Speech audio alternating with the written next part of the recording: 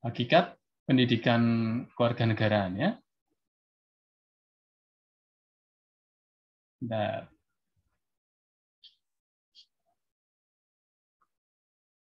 oke, Mbak Rasda, nanti tiap kuliah sinkron Mbak Rasda jadi co-hostnya ya, bantu teman-teman ya. Masuk Baik, ya. Pak. Oke ya, untuk pertemuan hari ini presensi nanti saya input manual saja ya melalui akun Spada saya ya. Teman-teman nggak usah khawatir ya. Oke, kita mulai penjelasan materi hari ini. Pertemuan pertama pembahasan kita adalah hakikat pendidikan kewarganegaraan. Ya.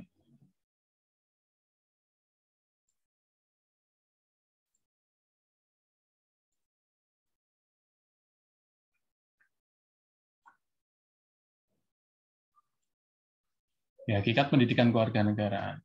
Ini mesti teman-teman pernah bertanya ya, kenapa di prodi teknik kimia ya ada mata kuliah Pancasila ya, ada mata kuliah kewarganegaraan ya. PPT-nya belum terlihat, Pak. Oke, belum terlihat. Mbak Rasda, bagaimana, sudah terlihat belum? Di aku juga belum, Pak. Belum. Ya, oke.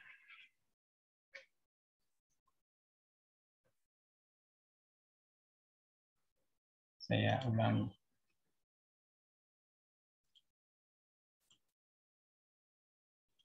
Kalau sekarang? Sekarang terlihat belum? Sudah, oke. Pendidikan kewarganegaraan ya.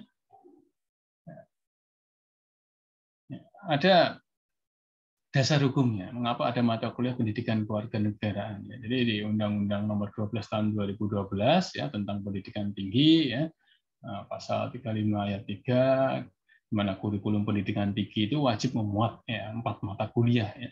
Sering disebut dengan MKWU, mata kuliah wajib umum ya, yang terdiri dari agama, Pancasila, ya, kewarganegaraan, dan bahasa Indonesia. Jadi 4 mata kuliah ini mata kuliah wajib ya.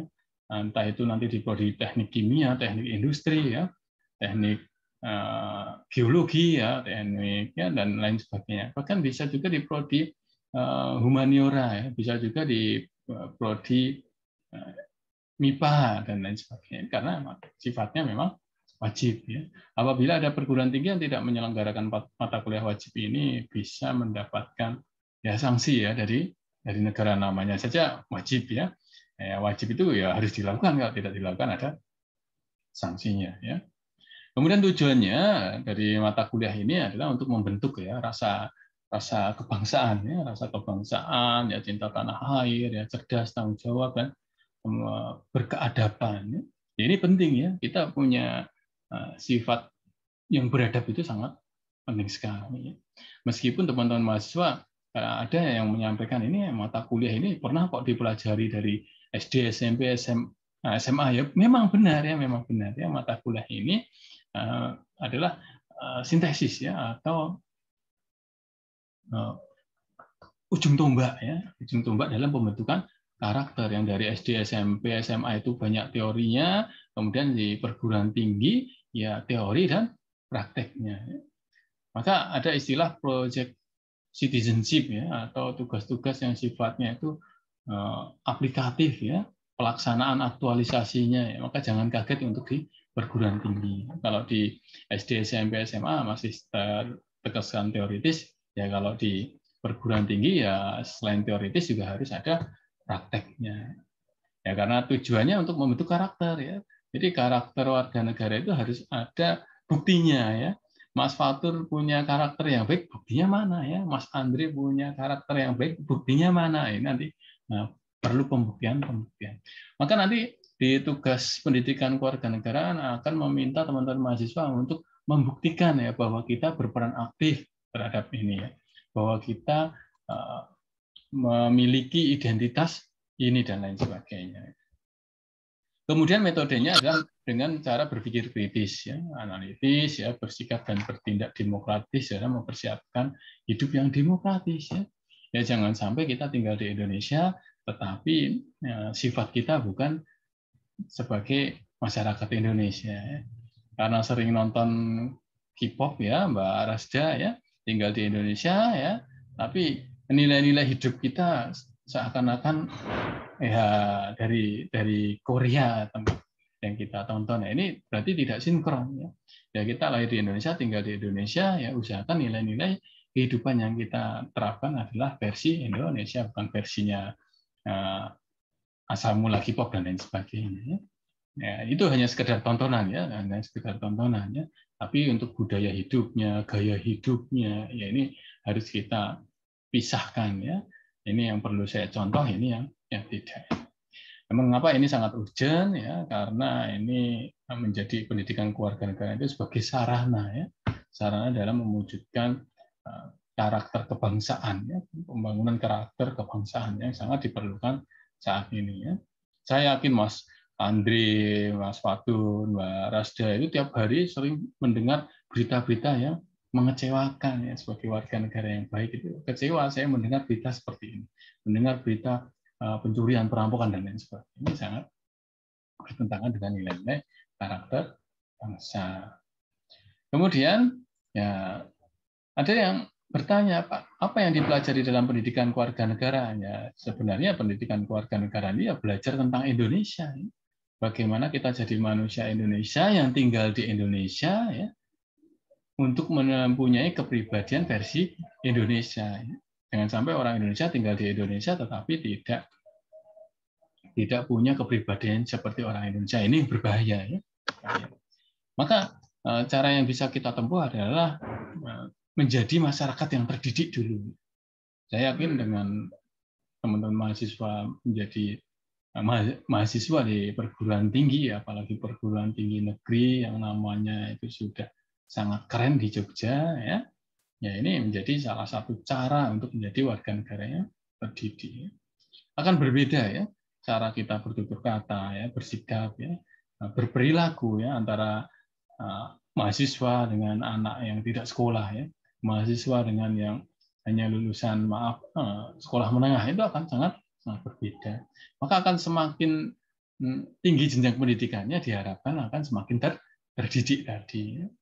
Karena kalau sudah terdidik ya kita bisa menjadi warga negara yang baik dan cerdas ya. Maka perlu jadi warga negara yang terdidik dulu ya, terdidik ya. Kalau ada yang bilang sekolah nggak penting ya itu berbahaya ya, sekarang berbahaya sekali. Yang penting bisa ngitung uang berbahaya sekali ya.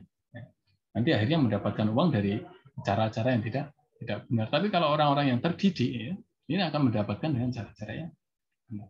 Maka perlu kita ingat bahwa pendidikan kewarganegaraan adalah pada dasarnya ya belajar tentang keindonesiaan ya, belajar untuk menjadi manusia yang berkepribadian Indonesia ya. Jadi tinggal di Indonesia ya berkepribadiannya adalah Indonesia. Jangan sampai yang seperti saya sebutkan tadi ya, ada contoh kasus ya orang Indonesia tapi tidak pernah bangga dengan Indonesia, ngolok-ngolok Indonesia ya, malah membanggakan negara lain. Ini gagal ini ya, gagal sebagai masyarakat yang terdidik ya. Kemudian ya, ini untuk menjadi warga negara yang baik ya dan cerdas ya, maka kita mahasiswa harus menguasai kompetensi kewarganegaraan ya. Ya ini kompetensi yang perlu kita miliki sebagai ya bekal untuk menjadi warga negara yang baik dan cerdas. Ada 3 kompetensi yang perlu kita ketahui ya. Ada civic knowledge ya, civic attitude ya, kemudian ada civic skill. Jadi bagaimana pengetahuan kita olah ya untuk menjadi warga negara yang baik dan cerdas. Bagaimana perilaku ya, sikap kewarganegaraan kita bentuk, kita olah supaya jadi warga negara yang baik dan cerdas. Ya. Bagaimana keterampilan partisipasi kita sebagai warga negara kita olah supaya jadi warga negara yang baik dan cerdas. Ini kompetensi ini harus utuh ya, kita miliki harus utuh ketiga-tiganya. Jangan sampai kita hanya milih yang pengetahuan saja ya, kurang pas ya. Jadi warga negara yang baik dan cerdas itu harus memerlukan kolaborasi antara 3 kompetensi ini. Apa yang kita pikirkan ya, apa yang kita ucapkan, apa yang kita sikapi ya, dan apa yang kita hasilkan ya, tampilkan ya, itu harus sesuai. Jangan sampai di sini sudah berpikir saya itu pengen jadi pejabat ya untuk berbakti misalnya. Ya saat kampanye juga gitu ya bagus sekali. Tapi keterampilan yang ditunjukkan ya tidak sesuai dengan apa yang dipikirkan dan diucapkan, ya ini berbahaya. Ada miskomunikasi antara pikiran, apa yang dilakukan, ya apa yang diucapkan, ya maka tidak berhasil menjadi warga negara yang baik dan cerdas. Ingat ya, 3 kompetensi ini. Pengetahuan ya, maka kita perlu kemampuan dan kecakapan ya dalam penguasaan pengetahuan yang terkait dengan kewarganegaraan ya. Mas Fatur ya punya hak dan kewajiban apa saja ya. Mas Andre, Mbak Rasda ya punya hak dan kewajiban apa saja. Ini perlu kita ketahui ya. Mas Fatur sudah sadar nih, saya sebagai warga negara yang sudah dewasa, pengetahuannya sudah mulai oke nih, ya, sehingga akan berpikir ya apa yang harus saya perbuat untuk negara Indonesia. Ini masih dalam ranah berpikir ya, ranah berpikir ya. Kemudian juga dikolaborasikan dengan kemampuan dan kecakapan sikap kewarganegaraan. Ya. Nah, kalau sudah berpikir, oh saya tahu nih hak dan kewajiban saya, kemudian akan diwujudkan ya dalam kemampuan, kecakapan sikap. Ya. Bagaimana kita menerima kehadiran orang lain ya, sehingga bisa hidup berdampingan. Ya. Bagaimana kita memiliki kepekaan saat orang lain itu butuh bantuan ya tanpa perlu diminta kemudian kita terjun untuk membantu ya. Tercermin dalam tutur kata dan tingkah laku. Ini penting ya. Saat ada kebijakan yang tidak sesuai dengan diri kita ya, bagaimana respon kita ya? Apakah langsung marah kemudian turun ke jalan, bakar ban dan lain sebagainya? Apakah kita menyampaikan dengan cara-cara yang benar ya? Ya, ini perlu namanya kemampuan atau kecakapan sikap kewarganegaraan. Ini penting ya. Ya ini urutannya demikian. Pengetahuan dulu nih kita olah nih, kemudian sikap kita perbaiki. Seandainya ada orang yang mengejek Mas Nikolas ya, bagaimana respon Mas Nikolas sebagai warga negara yang baik ya?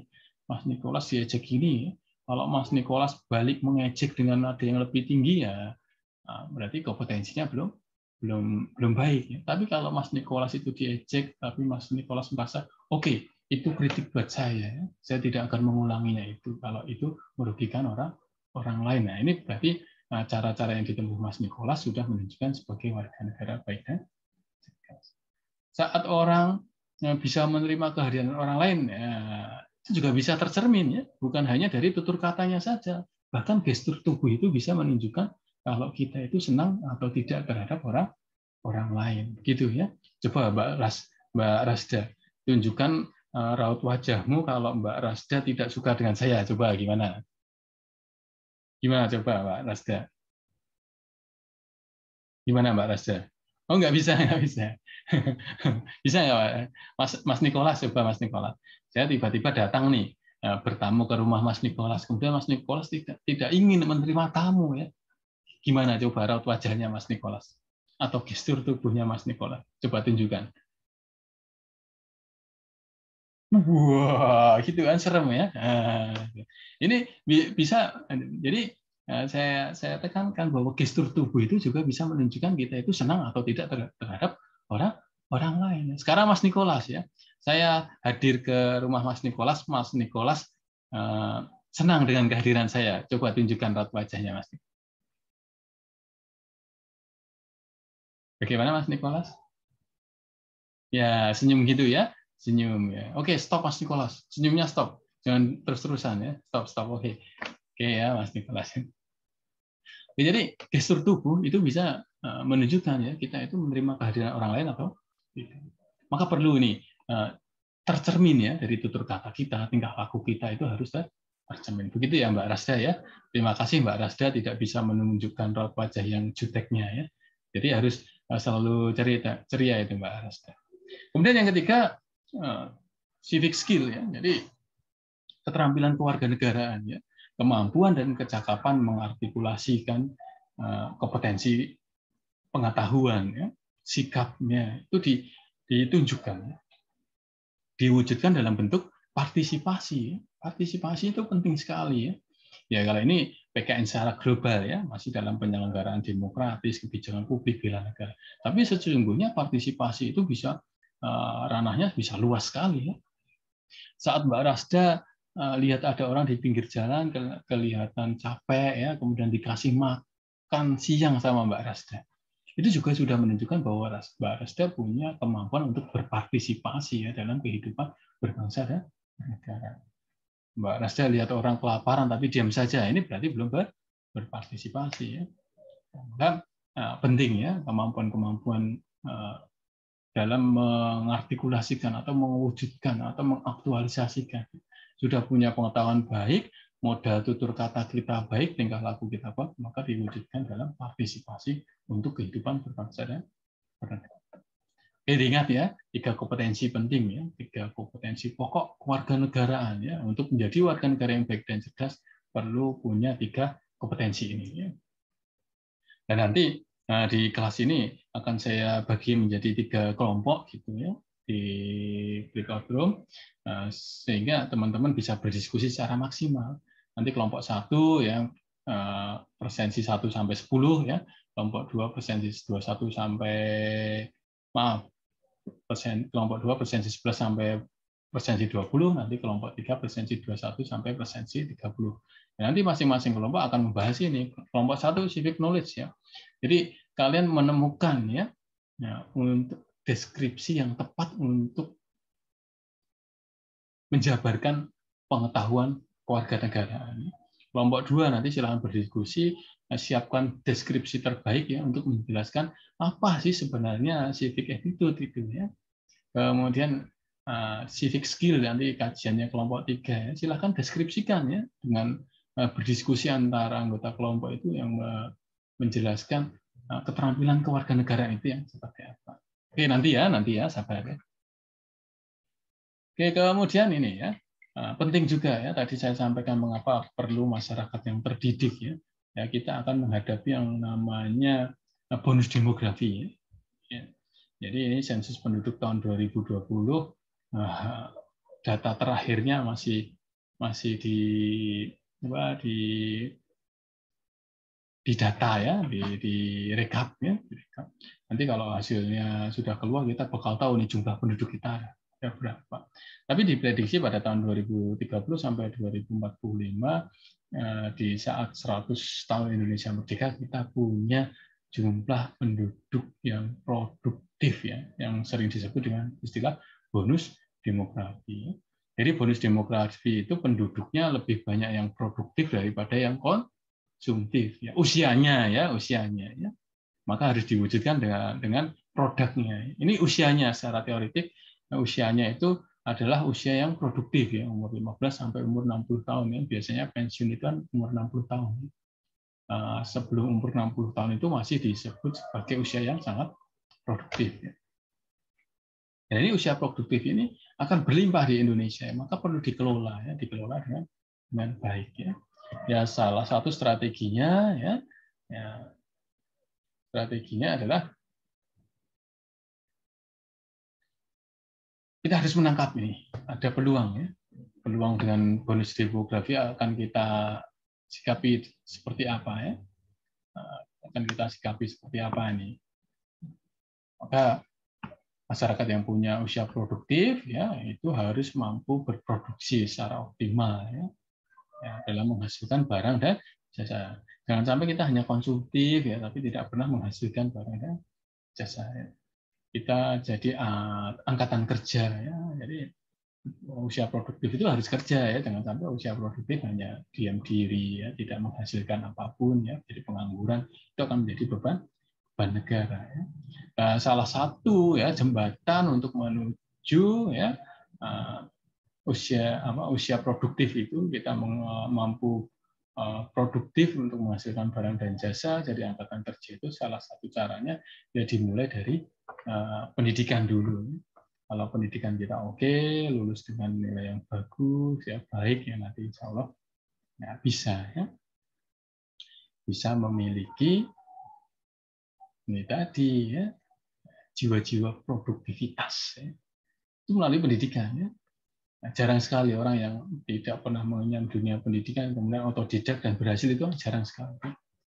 Ya kalau ada yang bertanya Pak, itu ada yang dulu kuliah tidak lulus tapi bisa menemukan misal aplikasi jadi orang kaya ya. Tapi dia tetap berproses melalui dunia pendidikan meskipun tidak tidak lulus. Jadi bisa mengenal kecanggihan teknologi dan lain sebagainya itu dikenalkan melalui pendidikan ya. Apalagi kita ingin jadi Indonesia maju ya di tahun 2045, dan ini loh, Indonesia maju ini segala aspek kehidupannya, banyak unsur dan komponen. Jangan sampai Indonesia maju hanya dari sektor sumber daya manusianya, tapi ekonominya belum. Ekonomi saja, tapi sumber daya manusia di daerah pedalaman belum misalnya. Ini perlu semua aspek kehidupan itu punya indikator maju ya. Ya mau ya jadi Indonesia. Maka kita punya tantangan ya. Tantangan ya kalau pengen jadi 7 besar ya ekonomi di dunia ya kita harus produktif ya. Harus produktif ya. Kemudian kalau ya ini warga negara atau masyarakat yang punya keahlian ya dalam bekerja itu harus ditingkatkan 2 kali lipatnya jadi negara maju. Kemudian yang berproduksi ya, produktif ya, menghasilkan barang dan jasa 53%, kalau mau jadi negara maju ya harus menjadi minimal 71%. Jadi ada peningkatan. Harus banyak yang produksi ya, barang dan jasa produktif ya. Dan ini kan nanti bisa kita gunakan sendiri, bisa juga untuk diekspor ya, dipasarkan ke luar negeri. Ini tantangannya ya. Kita bisa nggak mewujudkan ini ya? Angkatan kerja yang punya keahlian, keterampilan dan lain sebagainya itu harus 2 kali lipat ya. Kemudian jumlah produksi ya, warga negara yang punya keahlian untuk berproduksi ya, produktif ya, bisa dibilang produktif itu harus ada peningkatan ya. 22% ya, ini harus meningkat ya. Kalau tidak ada peningkatan ya tidak bisa jadi negara maju, dan itu harus dimulai.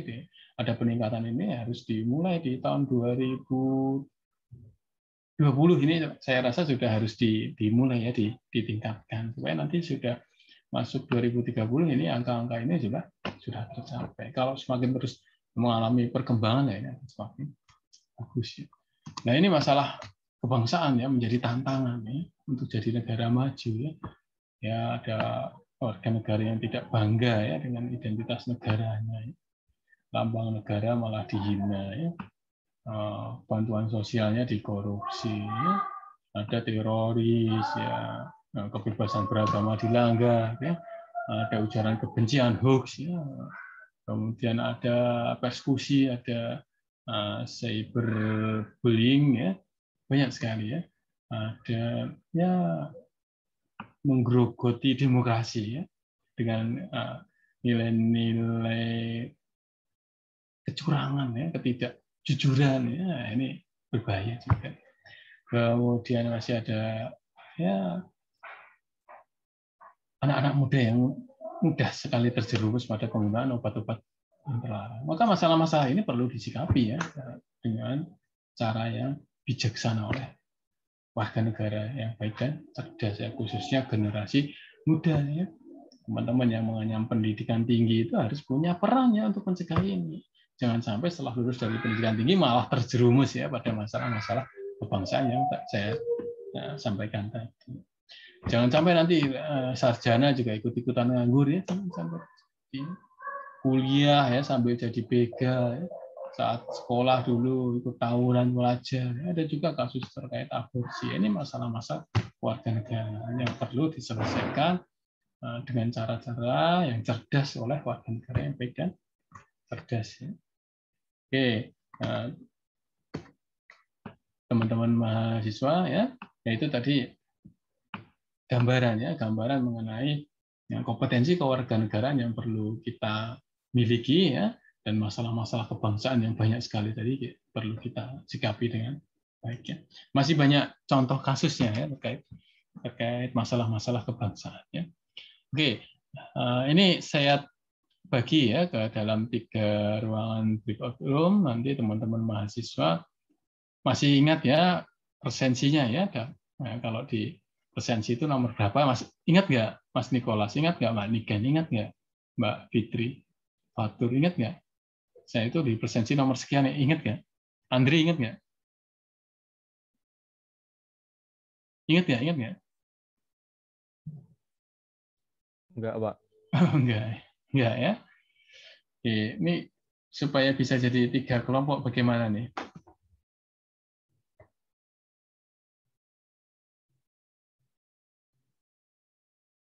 Untuk kelas B, ya, kelas B, ya nanti silahkan ya berdasarkan NIM tadi ya yang 10 pertama silahkan gabung di ruangan 1 ya, kelompok 1 ya, plus NIM yang masuk kategori kelompok 2 ya di tengah-tengah nanti silahkan masuk kelompok 2, breakout room 2, kemudian yang kelompok 3 itu yang presensi akhir-akhir nanti silahkan diskusi sana.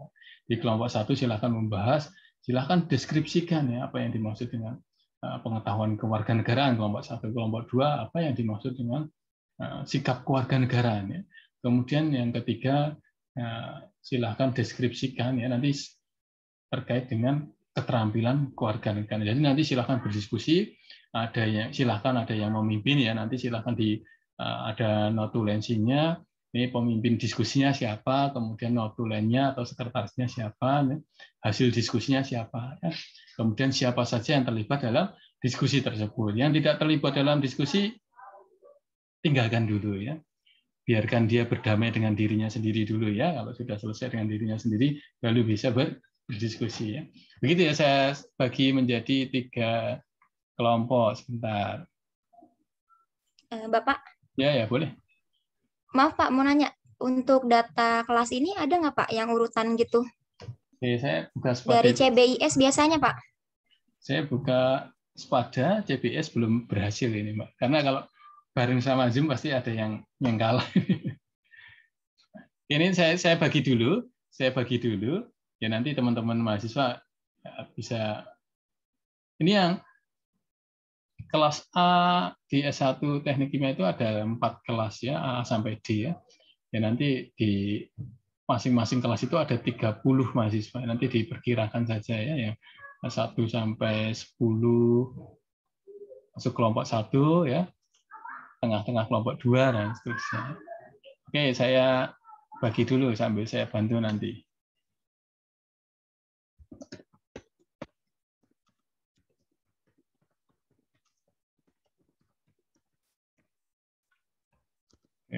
Kemudian yang kedua, kompetensi sikap kewarganegaraan. Kemudian kelompok 3,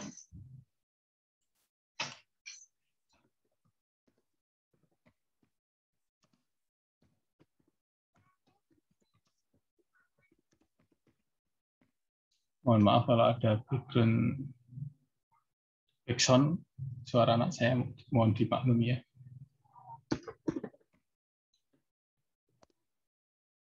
Oke, saya bagi.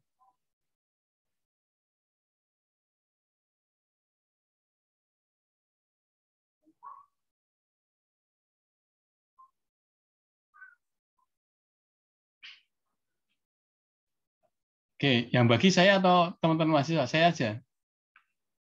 Oke, ini ada daftar, pakai daftar Zoom saja ya.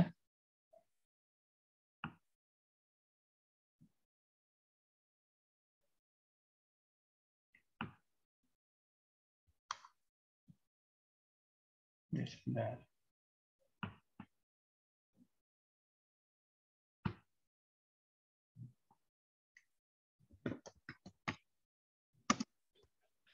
Sudah muncul belum breakout-nya? Sudah muncul belum Mas Faktur? Sudah? Sudah, Pak. Oke, silakan.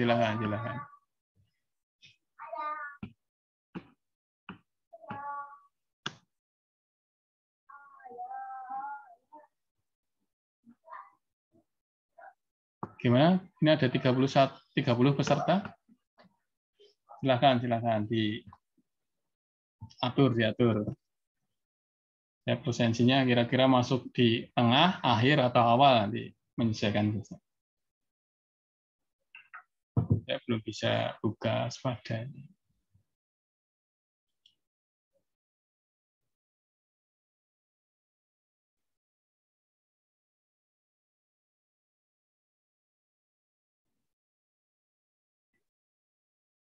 Oke. Kelompok 1 baru ada 2, kelompok 2 sudah ada 5, kelompok 3 belum ada nih. Oke, silahkan berdiskusi ya. Waktunya berapa menit? 15 menit atau 20 menit? Mas Afiat, waktu yang dibutuhkan berapa?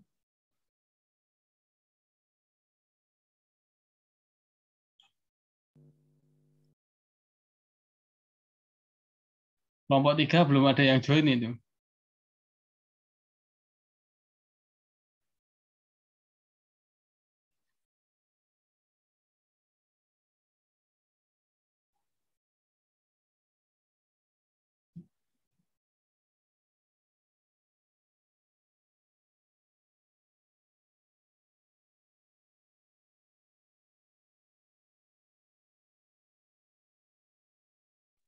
Pak, maaf, di saya nggak bisa masuk breakout room-nya, Pak. Rasda. Iya, Coba. Pak. Oke, Rasda. Ngomong kelompok berapa, Rasda? Satu aja, Pak. Oke. Saya NIM awal, Pak. Oke, Rasda kelompok 1. Oke, sudah ya.